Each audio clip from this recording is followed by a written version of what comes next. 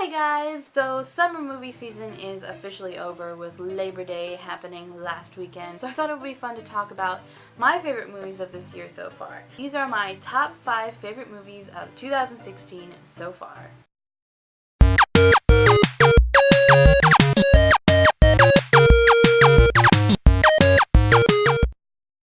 Number 5 is Sing Street.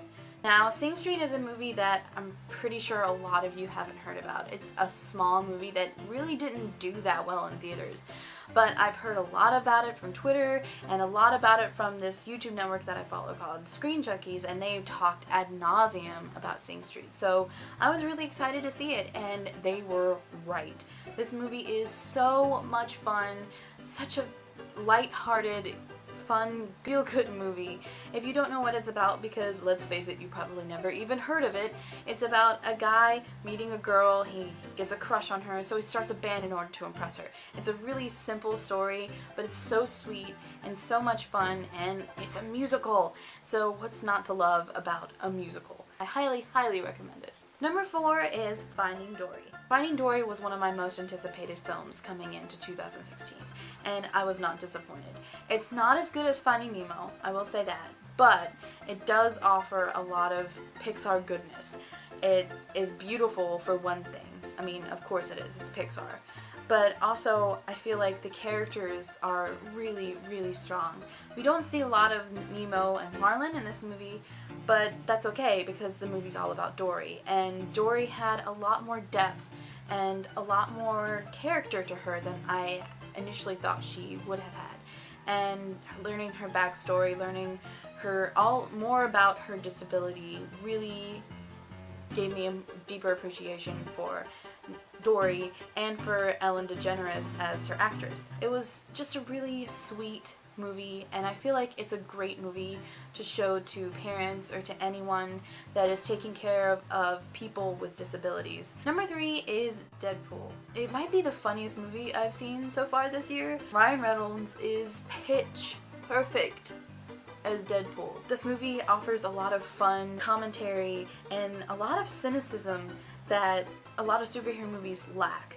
And it pokes fun at superhero movies, which is really refreshing because sometimes superhero movies tend to be really overly serious. Deadpool doesn't have any of that. It's very carefree, it breaks the rules, and it just offers you a fun romp that you can enjoy and kind of get lost into. Number 2 is Captain America: Civil War.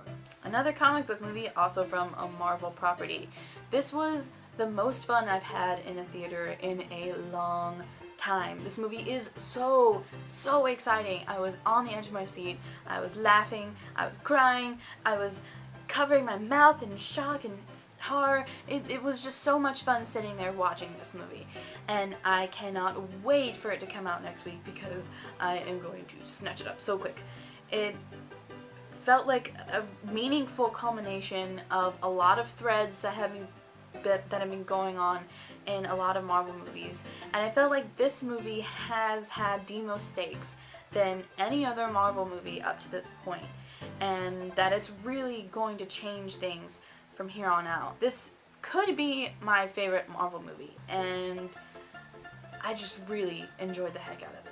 Before we get to my favorite movie of this year, I thought I'd talk about the 5 movies that I'm still looking for in Doctor Strange. This is also a Marvel movie, and it's kind of sorta a follow-up of Civil War in a way.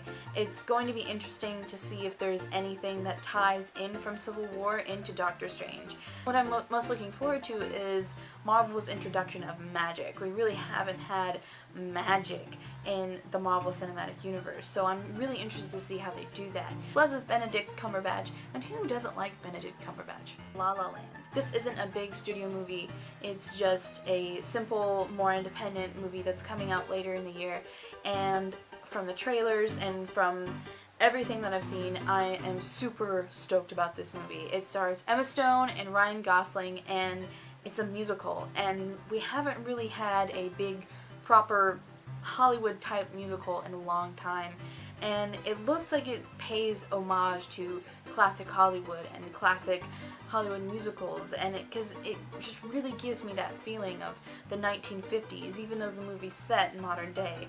and I just really, really can't wait for it. It looks so good. Rogue One. Start off by saying that I am not a humongous Star Wars fan. I just never have gotten into it, but I really, really enjoyed The Force Awakens, so of course I'm excited for a new Star Wars movie. The trailers have been so awesome, and I'm really excited to see a new female kick-butt character in the Star Wars universe because I feel like those are always welcome, and I'm just looking forward to it because it just looks really cool. Fantastic Beasts and Where to Find Them. If you guys didn't know, I am a huge Harry Potter fan. So of course I'm excited about Fantastic Beasts and Where to Find Them.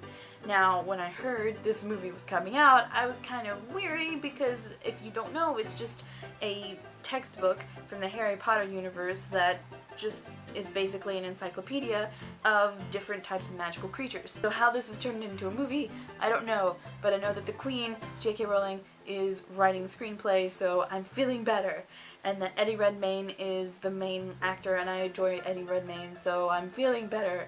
And I like the posters and the trailers, and everything just looks really cool. I am kind of trepidatious. Doing prequels to an existing property can sometimes not turn out the best, but I have faith in my Queen that she can deliver, and so I'm really looking forward to it. Plus, it's the first real representation of a Hufflepuff on the big screen. As we all know that Newt Scamander is a Hufflepuff, and I'm very excited because I love Hufflepuffs, and they haven't gotten their due yet, so it's time. Please let it be good. Moana, which is the second Disney animated movie released this year, and it just looks gorgeous. It just looks so beautiful. I have the utmost faith in Ron Clements and John Musker, who directed Aladdin, I believe. I really don't have any doubt that it won't be at least good, but I think it might be better than good. And now my favorite movie of 2016 so far is Zootopia. Surprise, surprise, a Disney movie is my favorite movie of the year. Of course it is. I was kind of skeptical of Zootopia because from the trailers and from the posters, I was just like, what is this? It didn't seem like a good idea to me. But then the reviews came out and they were just over the top excellent. And people started seeing the movie and they were saying how good it was. So I started getting really excited and I was not disappointed. This movie is so good. It's such a sweet, heartwarming story, and it's so different from any Disney movie that I've seen in a long time. And I think that's because it is one of the most political Disney movies that I've ever seen. There's a lot of social commentary in this movie, and I think it's meaningful social commentary, but they do it in a way that's very presentable to the younger audience and that doesn't browbeat people either. But other than that, it's just a really sweet movie with really, really likable leads and just a really, really good movie with a great story and a great message. And I loved it a lot. There you have it, guys. Those are my favorite movies of 2016 so far. Hopefully with the movies still yet to come, this list will change a little bit. So guys, make sure to let me know what your favorite movies are so far this year and what movies you're most looking forward to. Make sure to like, comment, and subscribe, and follow me on Twitter, and I will see you next week. Bye! Hi guys, I'm in this car with all of my friends. Here's my cousin Danielle and Brittany and Alex. We're gonna celebrate my graduation. Yay! Olaf is here too. Say hi, Olaf. Sup? We're gonna be doing this thing called exit strategy, and it's one of those room escape puzzle things. We're probably gonna die. We're probably gonna die. Yeah, we're bet. This is our goodbye. And unfortunately, I can't film in there, so I guess I'll just see you in an hour.